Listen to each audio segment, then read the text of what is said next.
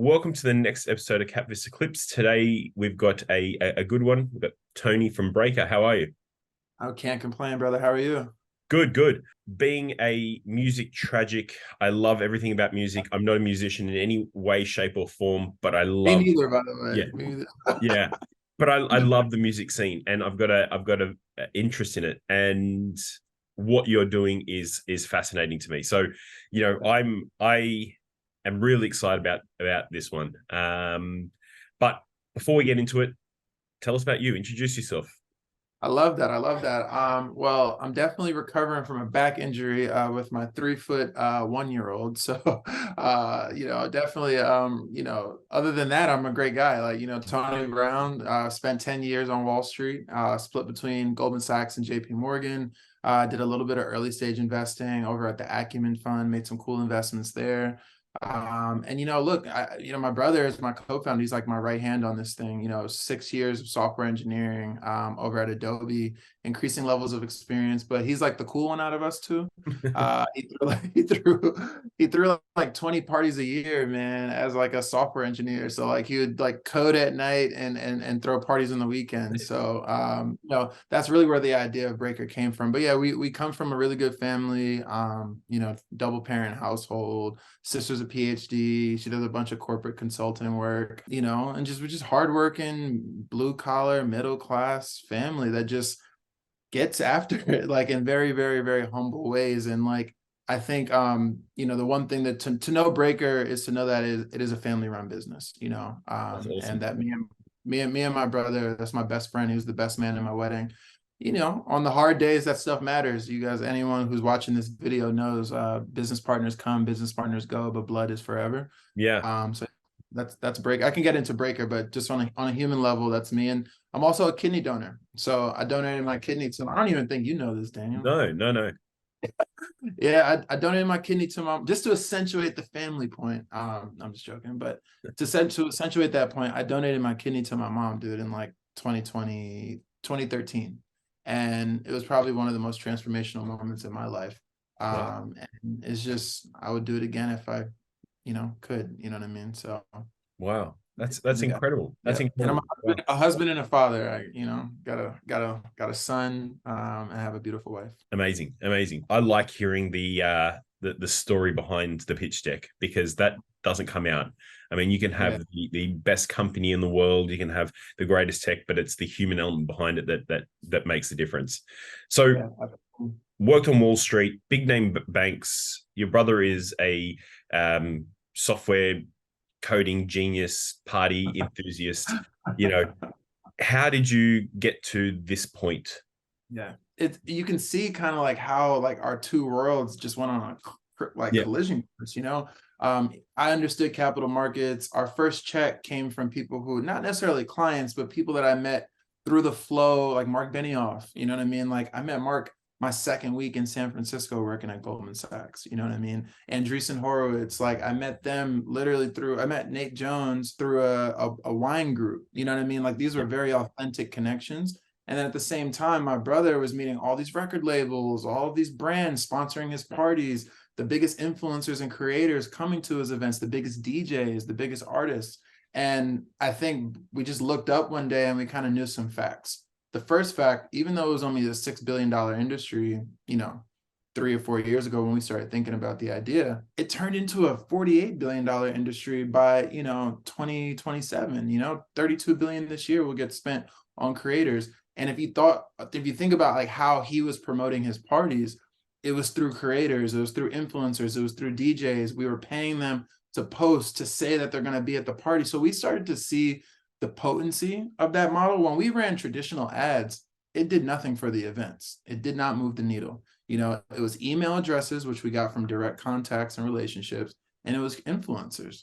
So we were like, okay, if it's a nightmare for us to get these major influencers to show up to the parties, to post it on time, to pay them, all of those workflow issues, we're like, that means that every creative industry probably has the same problem. mm, And so that was really where we started to kind of touch it a little bit in yeah, terms of like Breakr. And so we built the first version of Breakr actually trying to connect DJs with record labels to get their songs broken in the club. And then the pandemic hit and we were like, all right, influencers. That's it. And we just drew a line in the sand, man. And I swear to you, we have been obsessives ever since, you know? And so, you know, just kind of fast forward some just like snapshots of the business on just like the fact that we were right.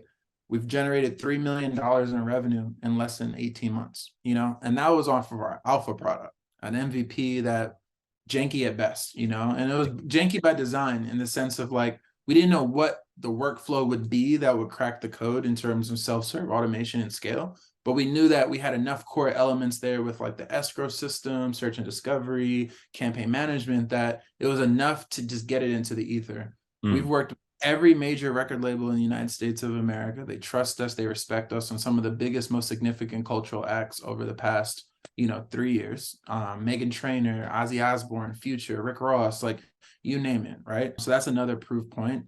We started actually working with an artist, because you can't be called Breakr and then not having, you know, broke anybody. Yeah. And so we found this really cool kid. I don't know if it's more of an international audience, you guys may not fully appreciate it, but you know, this kid Charlie on a Friday, you know, he's a 20-year-old kid out of Seattle.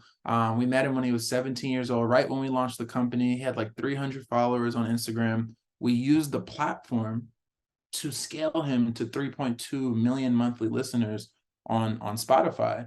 Wow. 400 million streams worldwide, 2 gold records, got him signed to Island Records, who is now a beta partner for our self-serve platform. So Breakr has spent the last 3 years becoming very culturally relevant, working with some of the biggest music companies in the world, Billboard, Rolling Loud, Samsung, etc.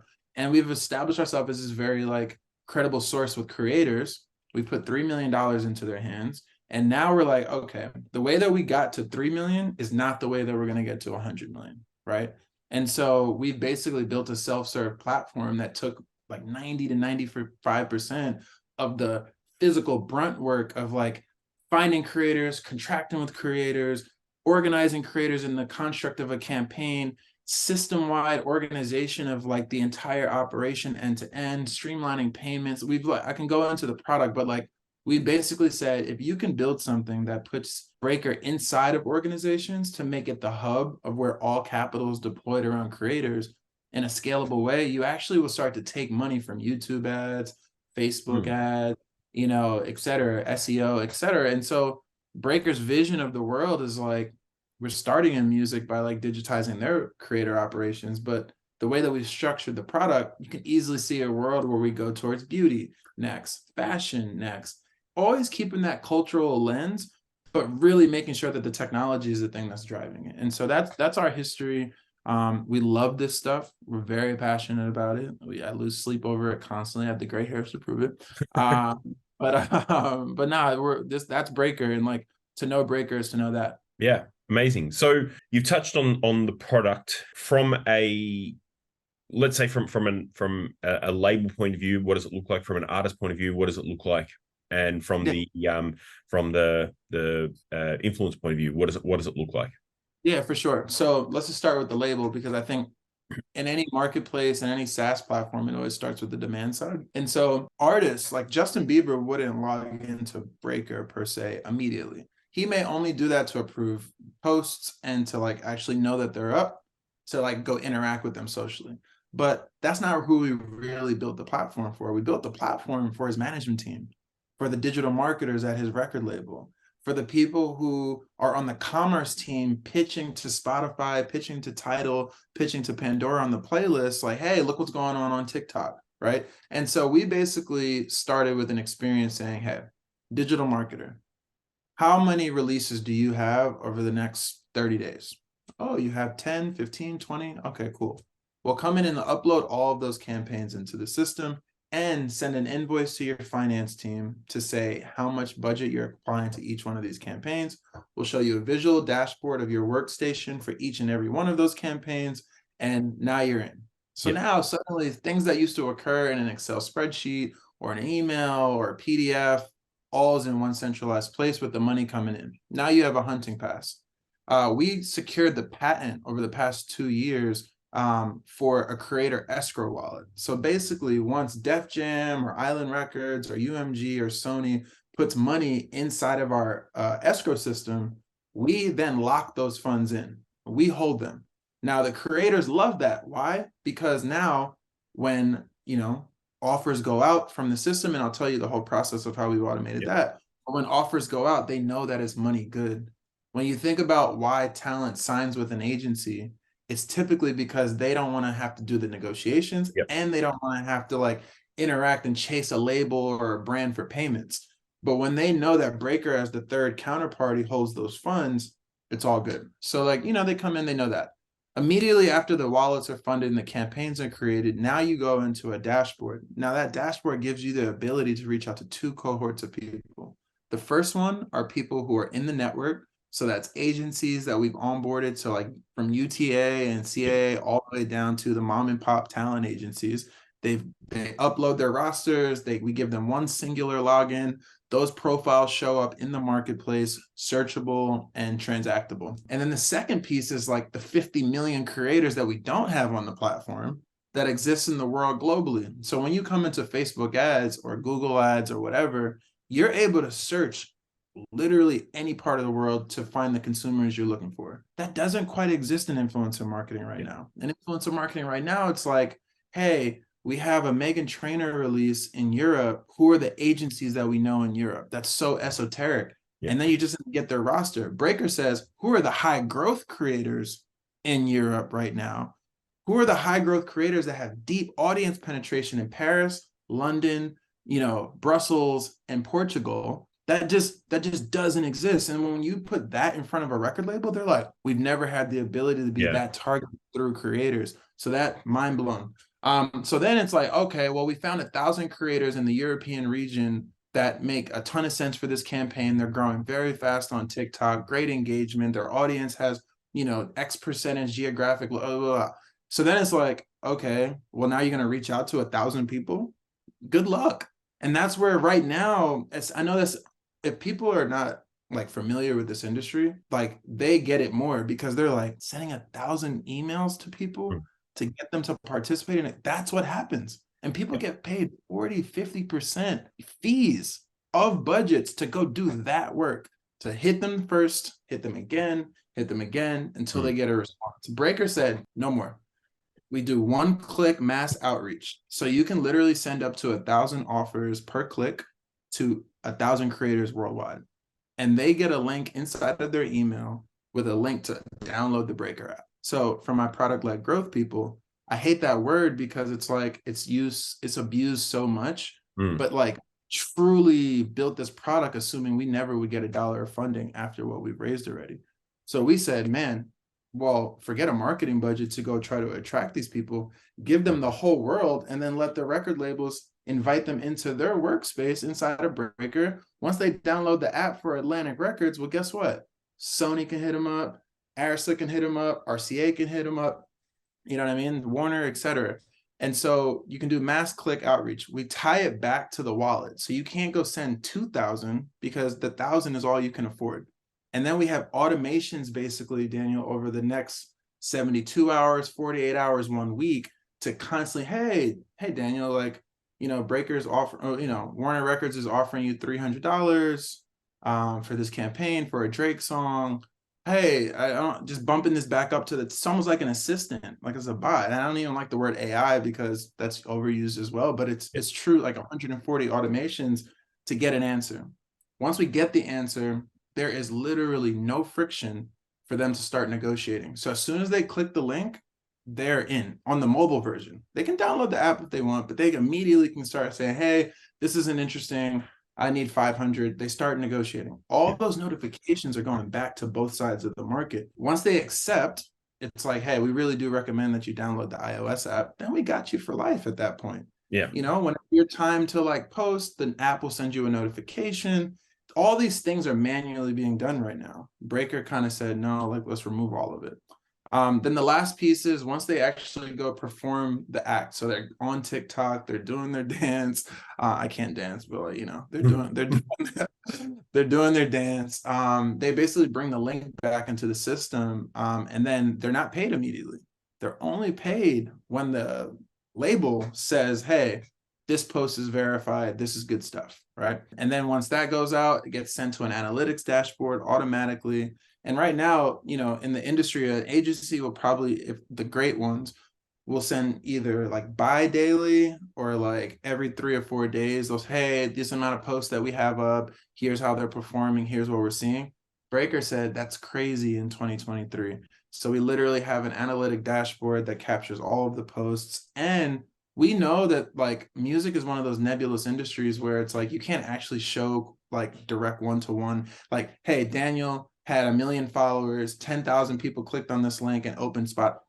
It doesn't work that way because you like it's not a sale per se, it's a Yeah. stream. But what you can see when a song starts to move on TikTok, Instagram Reels, etc., is you can see correlation. And so what we've done is we've integrated Spotify streams because Apple's a black box. We've integrated Spotify streams so marketers can actually see a graph behind the post, the lines of each post, and seeing where inflection points happen. You know, if we put a trigger in the system, if a specific post performs above 20% day over day, something's happening there, they'll get a notification. So you start to look up, man, and it's like no longer are the days where you're getting PDF and email updates from your agencies. No longer are you giving 5,000 to this agency, 5,000 to that agency, invoicing with all of them. You can interact with any agency you want inside of one workstation with no, you just pay Breakr once, right? So we've just taken a lot of manual stuff off of their end. We provided a ton of transparency to the creator end. We made it mobile on both sides. And we step back. And the business model is simple. We charge $600 a month per seat on the label side of the market. And we charge 10% to the creators for every transaction. And we charge 5% for every transaction to the record labels. So it's not necessarily a pure marketplace because I have SaaS revenues. And it's not necessarily a SaaS business because I have marketplace revenues. And that's on the institutional side. Downstream, Breakr will never forget independent artists. I just don't believe in the business of like paying marketing dollars to find them. That's a pure like channel partner type of relationship. But we're going to charge them because there's so much technology under the hood.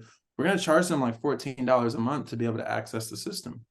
Now, we just secured a partnership with Tidal Music. Now they have a, you know, they have a lot of stuff going on for independent art. I can't go into any details on it, but they're a new channel partner for Breakr where our platform is going to be offered out to the ether. You know what I'm saying? And I can see us replicating that with a bunch of, you know, streaming platforms, distribution platforms, etc. So I see a world where Breakr literally in 18 months is the infrastructure of at least creator marketing inside of the music industry. But I think any industry, if you just look at like what drives songs, it's TikTok, you know? And so you can't really be successful as a music artist in 2023 without TikTok, Instagram Reels, YouTube Shorts, Snapchat Spotlight brewing. And, you know, although you would think the platforms would look at this and say, well, we're just going to build this. No, platforms only care about advertising dollars and consumption by consumers. So they just want eyeballs. So they actually love Breakr because we're now creating a sustainable creator fund model to pay these people to make new content on their homes. So they're like, what data do you need? How can we help? Like you'd be surprised. So I'll pause there, but hopefully you can understand. No. That's gives us a really good overview of what Breakr does and how it interacts. You're basically building the engine behind the scenes that you know is the creator economy is not going away anytime soon, right? If you look at, and they've done studies on you know, we'll call them kids because they're younger than me, so everybody younger than me is a kid. I'm a kid. But go back when I was in school, everybody had, you know, what do you want to do for a career? I want to be a doctor, a lawyer, blah blah blah. It's influencer now. Yeah, influencer. People don't want to work that 9 to 5, you know, corporate role. That's gone, right? It's gone. They want to work when they want to work, how they want to work. So creators, gig economy, that's the new thing. So it's not going away anytime soon. You're building the infrastructure and the engine behind the scenes to empower that. Yeah, and you know, it's crazy to add another stat to that. I saw something that like above 50% of Gen Z, they don't even take recommendations from anyone that's not an influencer. You know, they get like, say, hey, where'd you buy that hoodie? Oh, my favorite influencer. Oh, where'd you hear that song? Oh, my favorite. And so it's literally from a recommendation perspective, it's the highest trust point for over half of the people that these music industry executives are targeting. And so when we step into the room and say, hey, like, how much overhead are you like spending just, oh, because they're all, this is what I'm seeing. I'm just on the ground, guys, like, and Yeah. gals, like, this is just facts. I see the JDs going up, and I Mhm. see these, I've been in the game for 3 years. These departments used to have only digital marketers with no allocation or earmark specific to creator 3 years ago. Mhm. 3 years later, I'm seeing departments with like 10 people specifically on influencer marketing, Yeah. 5 people, influencer, a director of influencer marketing. And so what does that signal to me? They know that that's where the dollars have to spend. And in their best way possible, they're hiring human beings to Mhm. fill that gap. I come to the executives and say, whoa, whoa, whoa, just let me show you something. Yeah. I did $3 million in revenue running a semi-tech enabled agency. And I promise you, I built myself out of a job through this tech. Just check it out. Yeah. You know, the worst pushback I have ever gotten from a label was like, this is genius. We're gonna try to build our own. Cool. They'll fail at it, but Yeah. like, cool, you know? And but like, to me, that's like, there's like, That's I know, validation. yeah, I'm like, I'm gonna get you and I'm gonna charge you twice. And if you invest in Breakr, just know that I can't let stuff like that ride. They're gonna get double taxed for Yeah. that. But it is good signal to me that like, even on a pushback, it's like, well, we're gonna do this on our own. Okay, good luck. You Yeah. know. Yeah. That's interesting. And what you made a really good point. And for people who are, new to this space, 2 years ago, Google was your recommendation for restaurants for everything. Now Yeah.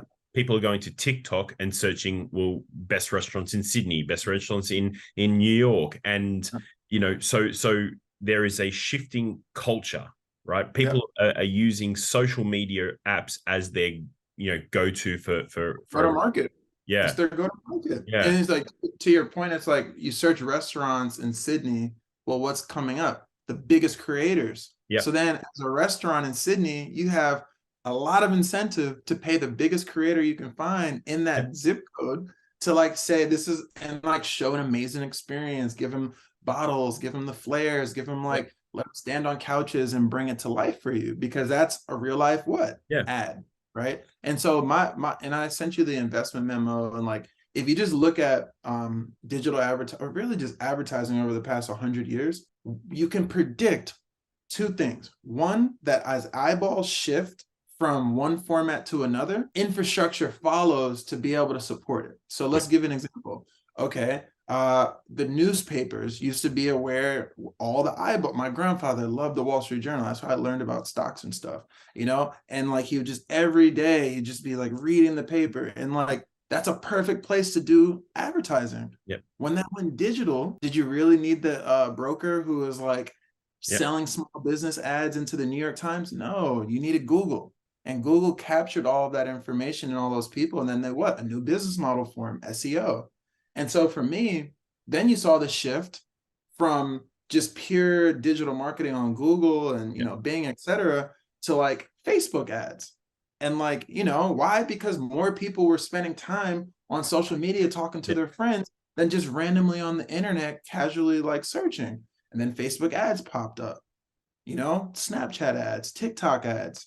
And so to me, there's another micro transition happening in there where like people actually don't want to see sponsored posts anymore. Yeah. When they see an ad on their page, they're like, were you like listening to me on, Yeah. on my phone? Or like, this is weird, it's cringy. But for influencers, man, when done correctly, they love it. It's Yeah. like an accepted form of advertising. I had a friend, and I'll pause. He was down in the Essence Festival this weekend. He has like 15,000 followers. Super big personality, dude. And he posted like Simply Lemonade, and it was clearly, I wish I can like pull my phone up here, but it was like very much so an ad.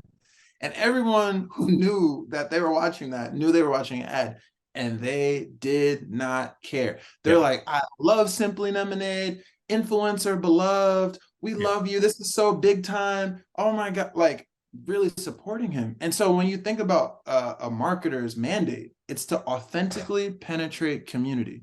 Yep. If you give them the infrastructure, my guy, to be able to like do that at scale, Yeah. like, it's a multi-billion-dollar business, and like, That's why we had to start with indexing the creator economy, because without those 50 million records, you won't be able to kind of have that geographic targeting that's Yeah. necessary to fulfill that promise. I see a world, man, where we have 20, 30 million creators inside of our platform. You have AI scraping the the content, giving it feedback automatically. You have, music similarity scores where people are like dropping songs in the file, and you only get recommended to creators that resonate with that type of sound. Like, I see it, and it's on the roadmap. It's and the infrastructure is built. And now Okay. it's time to raise, because the go-to-market for that takes capital. You cannot do that without capital. Yeah. But like, we deserve it because we put in the work to be able to lay that foundation down, Yeah. We're almost running out of time. Two things. I want to know what's your milestone so far. You said $3 million in revenue, but just go through the milestones. Yeah, for sure. I think the most important thing to investors, especially at the seed stage, is we're post product. Forget the revenue for a second. We're post product. We have real product, our own tech stack. It's very sophisticated. I sent you the demo, Yep. and that's real. We have a SaaS product, and then we have people who have looked at that at the highest levels of music and decided to pay us $600 a month to be able to access that and give us the transaction. So the business model is validated. The product is built. We build product. Yep. If those are the only two things you remember from this call, outside of me hurting my back in the beginning, you understand Breakr. I think the tertiary things that like are cool is like super authentic connection to music. We've done the management thing. Another thing that is interesting, we've done, of the 3 million, 1 million of it was from brands. So Mountain Dew, Pepsi, Kit Kat, Life Water, Samsung, right? White Claw, these massive brands. Now, why are they coming to Breakr? Why? There's talent agencies, there's other platforms. Well, they're coming to Breakr for two reasons. One, technical efficiency. Our CPE is better than everyone's because we don't spend the budget. The influencers get it. We only take 5% from them. So like, in their mind, that's cool. But the thing that can't be understated is because we started in music, and because we started in culture, it actually gives credibility to the brands that are trying to tap into it in a very authentic way. So typically agencies get hidden in the background. Breakr as a platform, it's like Kit Kat times Breakr, White Claw times Breakr, Samsung times Breakr, and they put that out there to say, hey, look, we're authentic. So what have we done? What we have done in the past 3 years is find product market fit, but you can almost like venture out to say we have like founder market fit, brand market fit, right? Creators get an email from Breakr. They don't view that as a tech company. It just so happens to be delivered via tech. So that's Breakr. I think that is very transferable to every industry. We've already cracked into brands, and I think you'll look up and, this will be a very successful addition to your portfolios. Yeah. And the last one before we end it, tell us about how much you're raising, the ask, what's it being used for, and the momentum. For sure. So we targeted originally $1 million. That's all we need to go cash flow positive by the end of Q3. But it was just like we instantly filled it. Like, it was like I put it up 2 weeks ago, and then last week it hit $1 million. And I'm still getting inbound from like new funds that aren't even on the cap table via introductions from our insiders. So Slow Ventures led our last round. They're putting the biggest check in on this round, and people are following. And like, so like I bumped it to 1.5. And I'll probably close that out by the end of the month. Perfect. Okay. We'll leave it there because it's almost out of time. But again, fascinated by this space. I love it. I see, where it's going based on the cultural shift, the way people use technologies, providing a infrastructure and the engine behind the scenes makes, from a corporate standpoint, you can save, payroll of about $500,000 a year for it pays for itself by the lack of people you have to hire to do it internally. Exactly. All right. Anybody who's watching this video who wants to know more, wants to connect with the team at Breakr, let me know. I'll connect you straight away. But I'm excited about this one. Thank you very much for jumping on. It has been incredible. I was in awe the whole time. I love you guys, man. Thank you so much. And really, I just want to give a shout out to your business model, because I feel like, as a founder, you're like heads down, you're building, you're so focused. And it really is distracting raising money, and just being able to have a partner that has a really strong network of quality people, just it does mean the world that you're opening that up to us. Yeah. So the thank you is right back at you, brother. No problem. Thank you very much. And thanks for this. Bye. All right, bye.